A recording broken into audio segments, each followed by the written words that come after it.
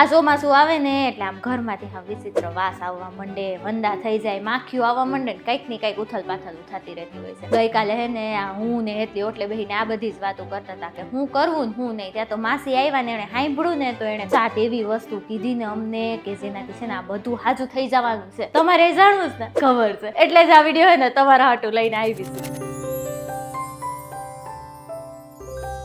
એ કેમ છો? જય શ્રી કૃષ્ણ. હું તમારી સખી અને આજે પાછી આવી ગઈ છું મારી બધી બેનપણીઓ હાટું, એટલે કે માત્ર મહિલાઓ માટે. અહીંયા આપણે બધી પ્રકારની વાતો કરશું ને ઉકેલી લાવશું. હવે ચોમાસું આવે એટલે ઘરમાં કંઈક નું કંઈક આમ થઈ જ જતું હોય છે. ઘરમાં છે ને વંદા મચ્છરથી લઈને કબાટમાં કપડાની વાસ ને કપડાં હુકાય ને એની વાસ ને બધું ભેગું થતું હોય. તો એના હાટું છે ને હું આજે છે ને 7 એવા હેક્સ લઈને આવી છું ને કે તમે એમ કહો કે વાહ સખી બેન વાહ, તો બહુ ઠાવકું કામ કર્યું છે. બરોબર છે ને? તો ચાલો આપણે ચાલુ કરીએ પહેલા હેકથી. હવે છે ને ચોમાસામાં ભેજવાળું વાતાવરણ હોય ને તો કચરા પેટીમાં ફૂગ લાગી જાય ને વાસ આવે ને આપણે જે પગલુસણિયા હોય ને એમાંય વાસ આવવા માંડતી હોય. તો એના હાટું છે ને એક હેક લઈને આવીશું. એમાં શું કરવાનું, તમારે પગલુસણિયા ને ડસ્ટબિન એટલે કે કચરા પેટી બે છે ને અઠવાડિયામાં એકવાર તડકો નીકળે ને ત્યાં તડકે તપાવી મૂકી દેવાનું છે. અને બીજી વસ્તુ જે કચરા પેટી આપણી હોય ને એના માટે એક વસ્તુ તમને કહી દઉં, બરોબર? એમાં ફૂગ ના લાગે ને એના હાટું એક છે ને તમારે જૂનું આમ છાપું લેવાનું છે,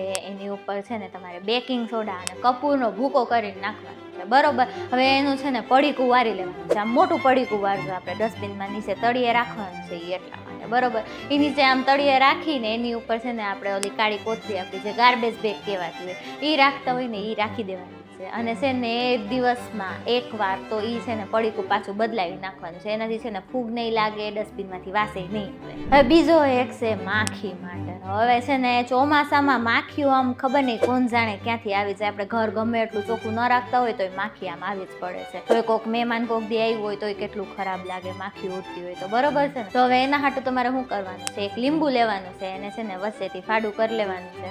જે અડધું લીંબુ છે ને એમાં છે ને 4-5 લવિંગ તમારે નાખી દેવાનું છે અને એ છે ને બારી ને દરવાજા ઉપર તમારે રાખી દેવાનું છે, જ્યાંથી તમને એમ લાગતું હોય ક્યાંયથી માખીઓ આવે છે. એનાથી છે ને માખીઓ ઘરની અંદર જ નહીં આવે. હવે છે ને કબાટ અને એમાં આપણે કપડાં રાખતા હોય એમાં છે ને ભેજની વાસ આવી જતી હોય તો એના હાટું 2 હેક લઈને આવી છે. પેલો હેક છે કે કડવો લીમડો હોય ને એની છે ને પાંદડાવાળી જે નાની નાની ડાળખીઓ હોય ને એ તમારે છે ને કબાટમાં છૂટી છવાઈ મૂકશો ને તો એ વાસ નહીં આવે.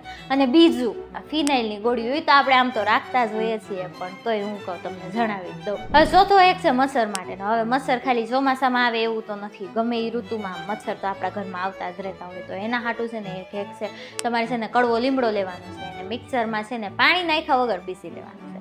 હવે એ જે પેસ્ટ બની ને એને તમારે એક લોયામાં નાખવાનું છે ને એમાં છે ને નારિયેળનું તેલ નાખીને એને ઉકાળવાનું છે. જ્યાં લગી તેલનો કલર બદલી ન જાય ત્યાં લગી તમારે એને ઉકાળવાનું છે અને એને પછી છે ને ગાળી લેવાનું છે ને ઠંડુ થવા દેવાનું છે, બરોબર? હવે આ જે તેલ નીકળ્યું ને એનો તમારે દીવો કરવાનો છે, બરોબર છે?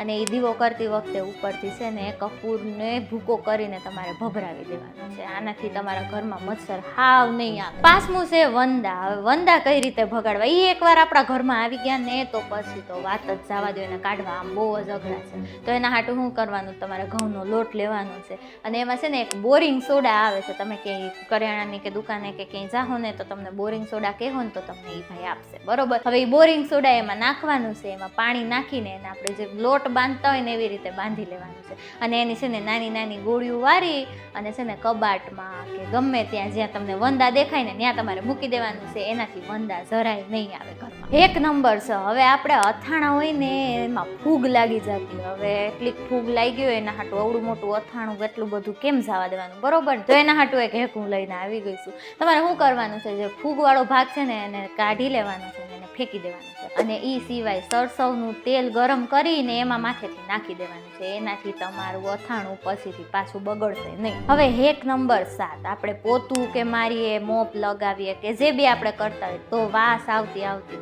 હોય છે. આપણે ફિનાઇલનું નાખીએ ગમે એ કરીએ તોય વાસ આવવા માંડે છે. તો રસોડાનું પોતું હોય, મહોતું આપણે જે કહેવાતું ઈ હોય, મોપ હોય, ગમે એ હોય ને એને ડેટોલ નાખીને રોજ ધોઈ નાખવાનું. એનાથી આ કંઈ થવાની શક્યતાઓ હાવ ઓછી થઈ જાય છે.